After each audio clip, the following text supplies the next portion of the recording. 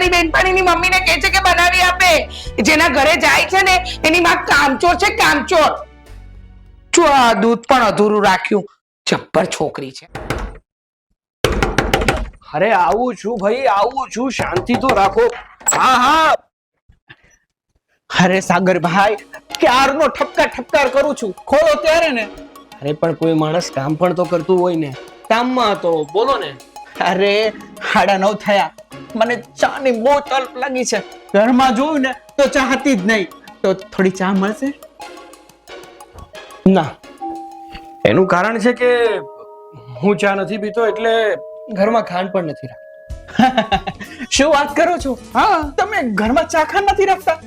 અરે ક્યારેક કોક મહેમાન આવે તો ચા પીવડાવવા થાય ને, તમે પણ શું. અરે મારા ઘરમાં જ્યારે પણ કોઈ મહેમાન આવે ને તો એમને કોલ્ડ ડ્રિંક પાઈ દઉં છું. તો આ ખાંડ ની ચા ની કોઈ મગજમારી જ નહીં.